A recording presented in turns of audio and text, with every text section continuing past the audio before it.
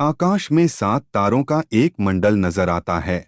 उन्हें सप्तर्षियों का मंडल कहा जाता है। उक्त मंडल के तारों के नाम भारत के महान 7 संतों के नाम पर ही रखे गए हैं। वेदों में उक्त मंडल की स्थिति, गति, दूरी और विस्तार की विस्तृत चर्चा मिलती है। राजा दशरथ के कुलगुरु ऋषि वशिष्ठ को कौन नहीं जानता।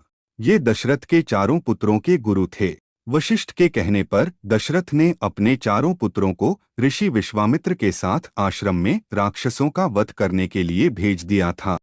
कामधेनु गाय के लिए वशिष्ठ और विश्वामित्र में युद्ध भी हुआ था। दूसरे महान ऋषि मंत्र शक्ति के ज्ञाता और स्वर्ग निर्माता।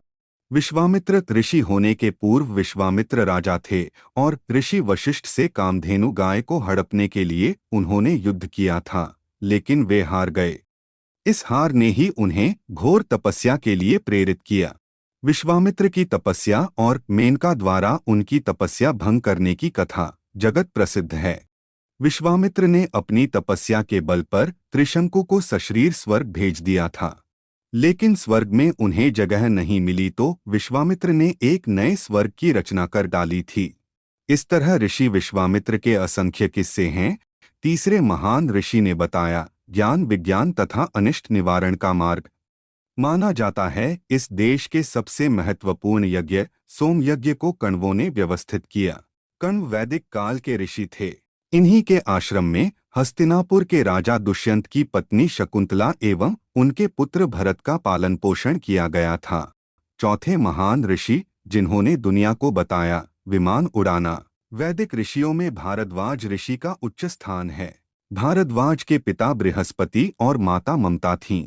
भारद्वाज ऋषि राम के पूर्व हुए थे, लेकिन एक उल्लेख अनुसार उनकी लंबी आयु का पता चलता है कि वनवास के समय श्री राम इनके आश्रम में गए थे, जो ऐतिहासिक दृष्टि से त्रेता द्वापर का संधिकाल था।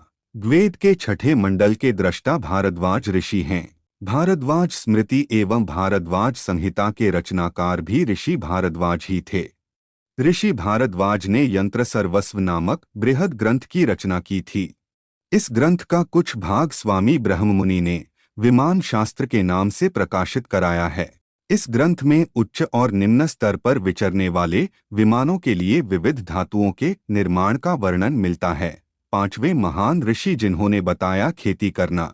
ऋग्वेद के पंचम मंडल के दृष्टा महर्षि अत्रि ब्रह्मा के पुत्र, सोम के पिता और अनुसूया के पति थे।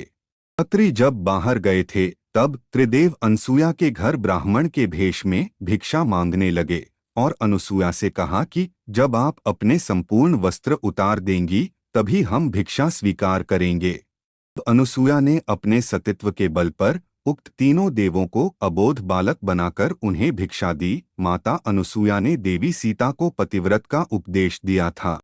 छठवें ऋषि शास्त्रीय संगीत के रचनाकार वामदेव। वामदेव ने इस देश को संगीत दिया। वामदेव ऋग्वेद के चतुर्थ मंडल के सूत्रद्रष्टा गौतम ऋषि के पुत्र माने जाते हैं। भरत मुनि द्वारा रचित भरत नाट्य शास्त्र सामवेद से ही प्रेरित है। हजारों वर्ष पूर्व लिखे गए सामवेद में संगीत और वाद्य यंत्रों की संपूर्ण जानकारी मिलती है। फिर से बताएं तो वशिष्ठ, विश्वामित्र, कण्व, भरद्वाज, अत्रि, वामदेव और शौनक ये हैं वे 7 ऋषि जिन्होंने इस देश को इतना कुछ दे डाला कि सप्तर्षि शब्द सुनते ही हमारी कल्पना आकाश के तारामंडलों पर टिक जाती है।